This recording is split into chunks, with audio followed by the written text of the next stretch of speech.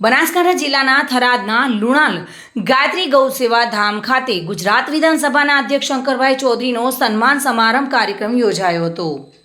Banaskantha ગૌસેવા foundation દ્વારા થરાદના ધારાસભ્ય તેમજ વિધાનસભાના અધ્યક્ષ શંકરભાઈ ચૌધરીનો સત્કાર સમારંભ કાર્યક્રમ યોજાયો, જેમાં સમસ્ત બનાસકાંઠા ગૌસેવા ગૌશાળાના ટ્રસ્ટીગણો બહોળી સંખ્યામાં ઉપસ્થિત રહ્યા હતા અને ગૌશાળાને લગતા પ્રશ્નોના ગૌસેવા બનાસકાંઠાના પ્રમુખ એવા જયંતિલાલ દ્વારા તેમજ ઉપપ્રમુખ બાલકૃષ્ણ શાસ્ત્રી દ્વારા અધ્યક્ષને રજૂઆત કરવામાં આવી હતી.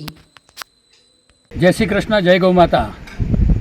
આજરોજ ગાયત્રી ગૌસેવા ધામ ગાયત્રી પંચાંગ પરિવાર ચેરિટેબલ ટ્રસ્ટ સંચાલિત ગાયત્રી ગૌસેવા ધામ લુણાલ ખાતે હું બાલકૃષ્ણ રઘુનાથ શાસ્ત્રી, બાલુભાઈ શાસ્ત્રી અહીંયાનો ટ્રસ્ટી પણ છું અને સાથે સાથે ગૌશાળાનું સંચાલન કરું છું અને સાથે સાથે બનાસકાંઠા પાંજરાપોળ ગૌશાળા ફેડરેશનના ઉપાધ્યક્ષ તરીકે સેવા આપી રહ્યો છું.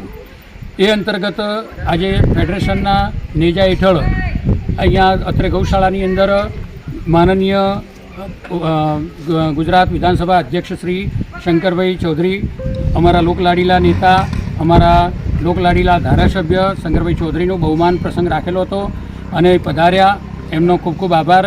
અને આવીને એમણે અમારે બધાની વાતો સાંભળી, ગૌશાળાની બધી વાતો સાંભળ્યા પછી એને અનુરૂપ એમણે ઉત્તર પણ આપ્યો અને યથાયોગ્ય કરવાની એમણે બાંહેધરી આપી છે.